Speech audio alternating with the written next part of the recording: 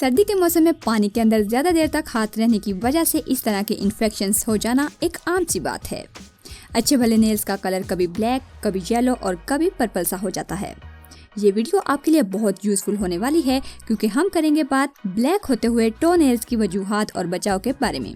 और इसके लिए बताऊंगी 3 बिल्कुल आसान से टोटके जो इन मसाइल में 100% इफेक्टिव साबित हो सकते हैं। अस्सलाम वालेकुम व्यूअर्स, मैं हूं मुन्ना मुस्लिमा और आपको अपने चैनल में एक बार फिर से वेलकम कहती हूं। Keep watching.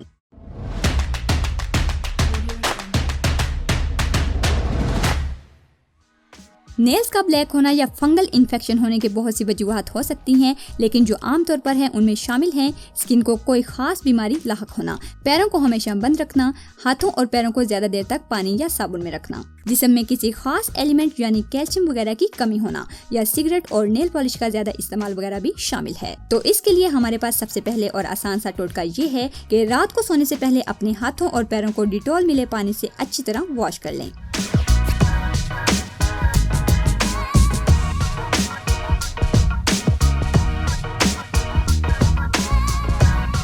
खुश्क करने के बाद थोड़ा सा सिपरेट लें और रुई की मदद से इन्फेक्टेड एरिया पर अच्छी तरह लगाएं। सुबह उठकर दोबारा डिटॉल मिले पानी से वॉश कर लें और खुश्क रखने की कोशिश करें। ये टोटका जितना आसान है उतना ही कारगर भी। 2 से 3 हफ्ते ऐसा करने से आप देखेंगे कि इन्फेक्शन न सिर्फ खत्म होना शुरू हो जाएगा बल्कि नीचे से न्यू और फ्रेश नेल आना भी स्टार्ट हो जाएंगे।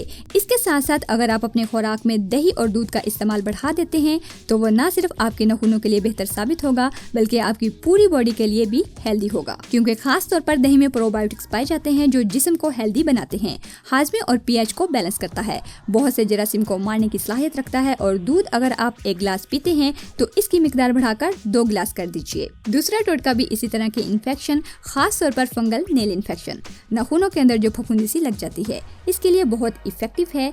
रात को सोने से पहले 2 कप नीम गर्म पानी में 1 से 2 चम्मच सिरका ऐड करें और 5 मिनट तक पैर या हाथ इसमें डुबो कर रखें। बाद में निकालकर खुश्क कर लें और सो जाएं। पहले दिन से ही फंगस खत्म होना शुरू हो जाएगी। दही और दूध का तो मैं बता चुकी हूँ, अगर कैल्शियम और विटामिन डी से भरपूर फलों का इस्तेमाल साथ में करें तो वो भी बहुत बेहतर है, जिनमें शामिल है आड़ू, केले, खजूर और माल्टा वगैरह। और सब्जियों में शामिल है बंद गोभी, खीरा, पालक, लहसुन, टमाटर, प्याज, शलजम, मूली, फूल गोभी वगैरह, क्योंकि ये सब्जियां एंटी फंगल प्रॉपर्टीज रखती हैं। सो व्यूअर्स, हमारा तीसरा आसान टोटका के लहसुन लेकर छील लें और इसका रस निकाल लें और बराबर मिकदार में मिला दें जैतून का तेल।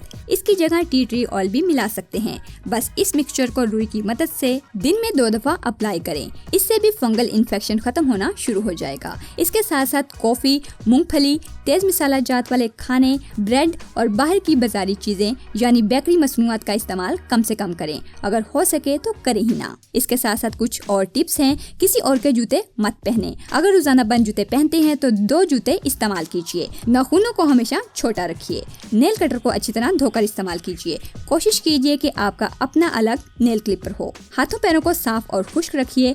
सेहतमंद और खुश रहिए। तंदुरुस्त और तवाना जिंदगी गुजारिए। वीडियो हेल्पफुल लगी हो तो लाइक और शेयर कीजिए। देखते रहिए और सीखते रहिए वो बातें जो कोई नहीं बताता। मिलते हैं एक और नई वीडियो में, तब तक के लिए अल्लाह हाफिज।